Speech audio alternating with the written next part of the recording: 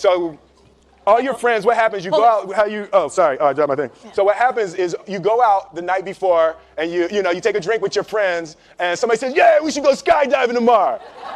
And you go, yeah, we'll go skydiving tomorrow. Yeah. And you go, yeah. And everybody goes, yeah. Right? And you go home, you by yourself, you're like, Right? You're like, well, I mean, they was drunk too.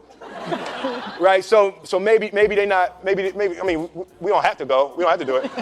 So then that night you're laying in your bed and you just keep, and you're terrified. You keep imagining over and over again jumping out of an airplane and you can't figure out why you would do that, right? And you're laying there and you have the worst night's sleep of your life, but you still have the hope that your friends were drunk, right?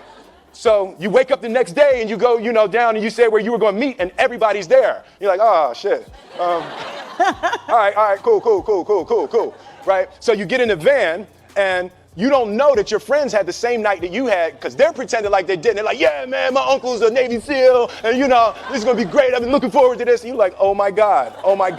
And your stomach is terrible. You can't eat and everything, but you don't want to be the only punk who doesn't jump out of this airplane. So you do a thing, and what you do is your first jump, you're attached to a guy who is going, he's going to walk you out. So you go, and you get there, and there's an airplane, and nobody's stopping. Everybody's still going.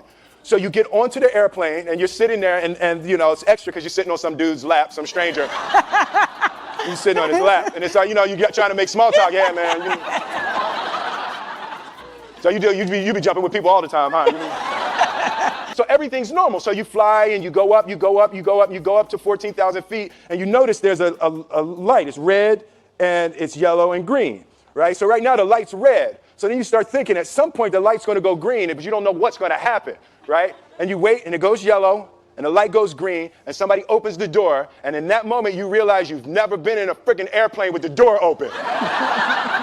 Terror, right? So you go and then, if you were smart, you sat in the back so you don't go first, right?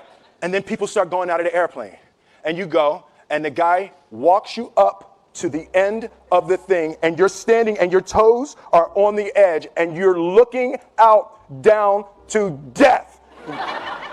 And they say on 3 and they say 1, 2 and he pushes you on 2 because people grab on 3, right? Right? And you go and you fall out of the airplane and in 1 second you realize that it's the most blissful experience of your life. You're flying, right? It doesn't feel like falling, right? It's like you actually are kind of held a little bit by the wind, and then you start falling, and there's zero fear. You realize that the point of maximum danger is the point of minimum fear. It's bliss. It's bliss, and you're flying, right? And you're doing that, and then 20 seconds, 25 seconds, 40 seconds, and you have enough time to just kind of be like, oh, shit, that's that building. I like that one. Oh, you can see the ocean. Right? You start doing all of that, and the lesson for me was, why were you scared in your bed the night before? What do you need that fear for? Just don't go. Why are you scared in your bed 16 hours before you jump? Why are you scared in the car? Why could you not enjoy breakfast?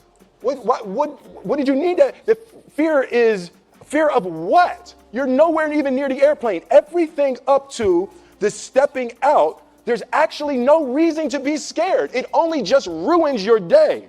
You don't have to jump. And then in that moment, all of a sudden, where you should be terrified is the most blissful experience of your life. And God placed the best things in life on the other side of terror. On the other side of your maximum fear are all of the best things in life.